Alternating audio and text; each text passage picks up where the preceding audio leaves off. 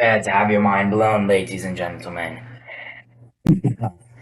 He is the most beautiful, magnificent, stunning, outstanding, astonishing, significant, pronounced, breathtaking, outstanding, awe-inspiring, staggering, stupendous, spectacular, remarkable, prescientious, mind-boggling, unbelievable, phenomenal, incredible, wonderful, dreamy, extraordinary, miraculous, imposing, impressive, formidable, amazeballs, and flabbergasting thing you've ever encountered in your life. It is Modoc Funko Pop. Sorry to blow all of you viewers' minds, but today's video, will it be about Modoc? No. It will instead be about a ride that isn't at Busch Gardens this time, even though I got my Busch Gardens shirt. What will it be? It will be Kraken.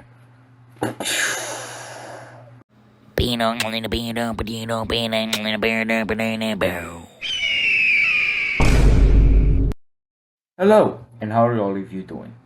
My name is Brock the Nestrada, but you can call me Brock. Hello, ladies and gentlemen. I got gum. This video is going to be about the floorless coaster at SeaWorld Orlando. And this ride was made in 2000, and it's like definitely like one of the early stages of the floorless coaster, which this one's actually really cool. And it has like one of the biggest loops out there in the world. Not the biggest, but one of the biggest loops in the world. Let's take some look at some statistics.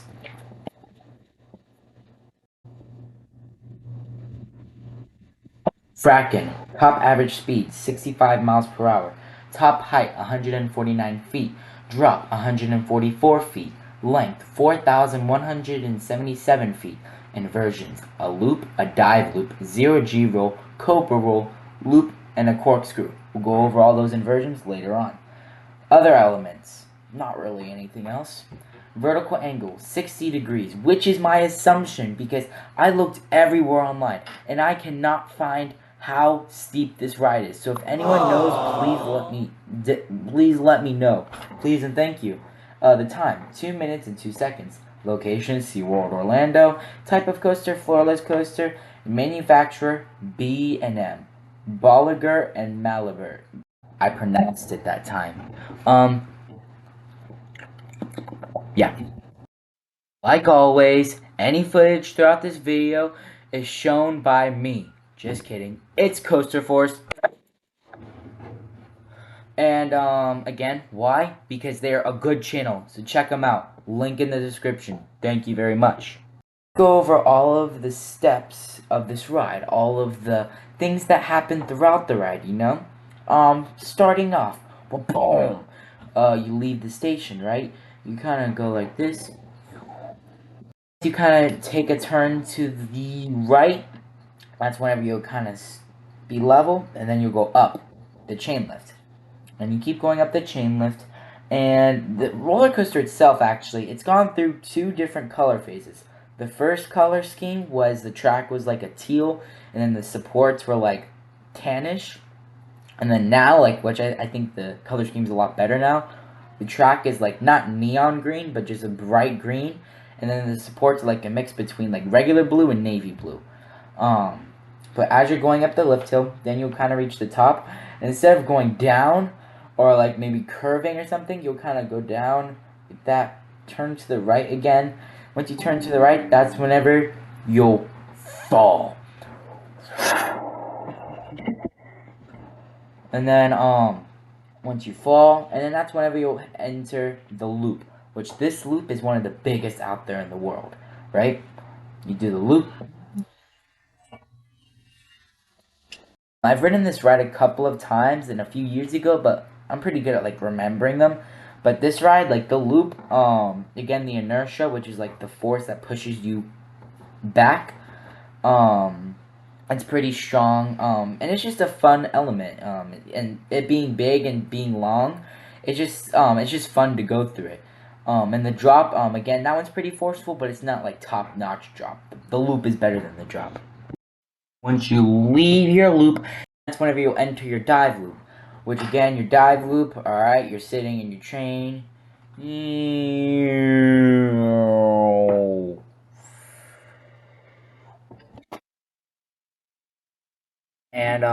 the dive loop again, like this one, kind of like the loop-de-loop.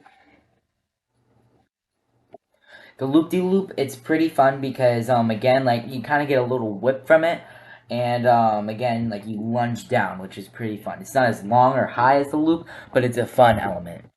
I just realized this ride starts off very similar to Kumba. Goes up a chain lift, then it goes down a drop, and then it goes into a loop-de-loop, then it goes into a dive loop, and then right after that, and same thing with this ride, it goes into its zero G roll, which again, this one, not exactly zero G. This one, I guess, like I explained in my Kumba video, how you don't feel like you're in zero gravity. This one, you kind of do more because it's a floorless coaster. Your feet are kind of dangling everywhere, and you have more space, I feel like, than the sitting down coaster. But yeah, it's just again a fun little element to add to the general experience to the public civilization. And once again, like Kumba, it goes into its Cobra roll. And the Cobra roll, similar to Kumba, I'll use you this time. You go.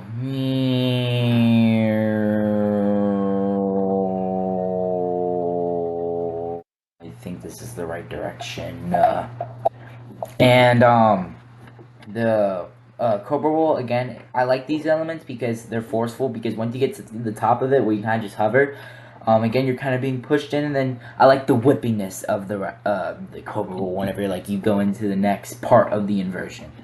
And again, like Kumba, after you leave the Cobra roll, you go into the brake run. How phenomenal is that, that this ride and this ride is like twinsies? Ugh. Now this is when the ride begins to not be like Kumba, which both rides are made by the same manufacturer, B&M.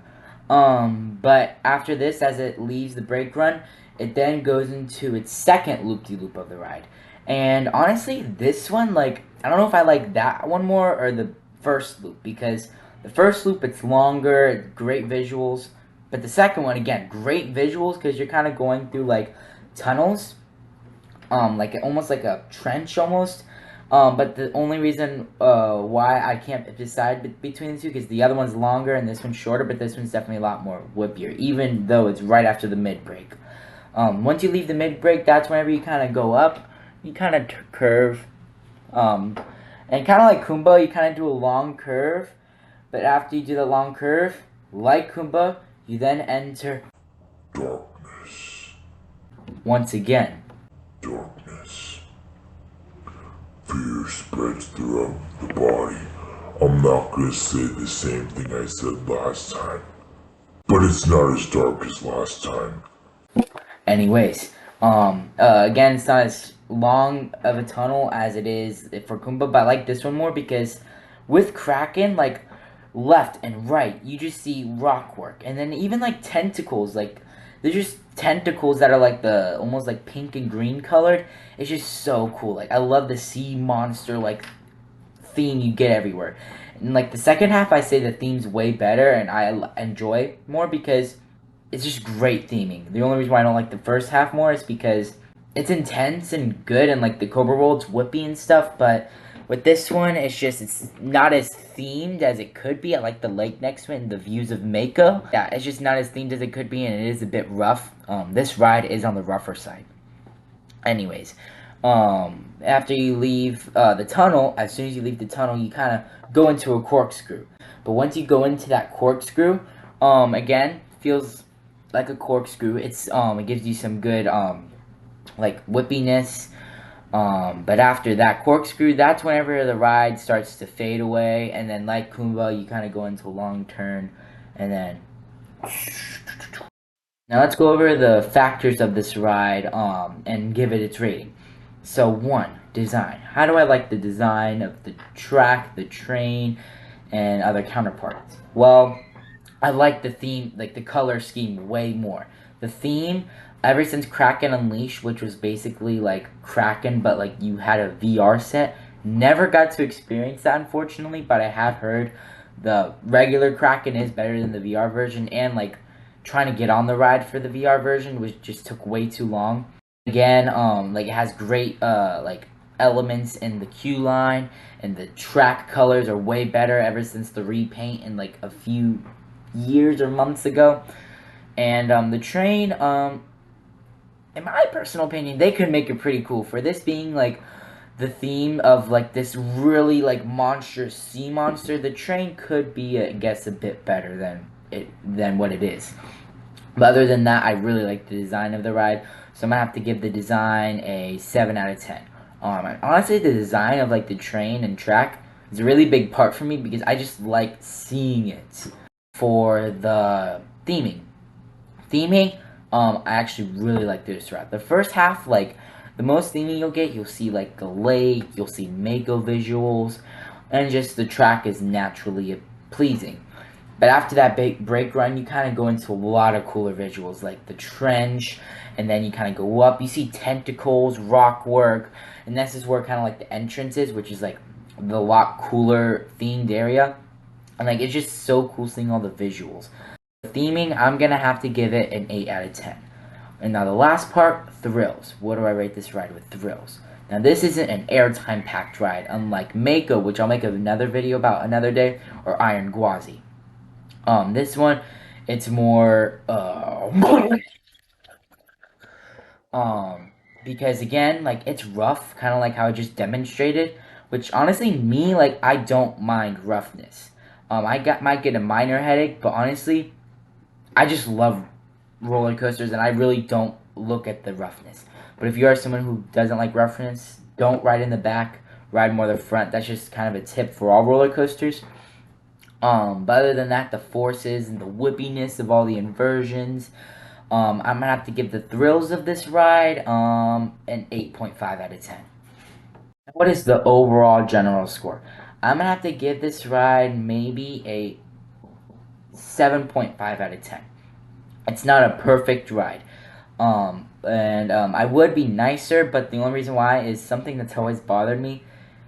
For this being a ride about one of the coolest, like, most gnarly, rad, sick, like, sea monsters out there, the design and, like, the theming the first half could be so much better. Add more, like, sea life stuff. The first half is literally on a parking lot, some parts. But the second half, that's when it gets better. But yeah, I'm gonna have to give this ride a 7.5. And thrills, again, could be better along with the roughness. I do like smoother rides, for just if you were wondering.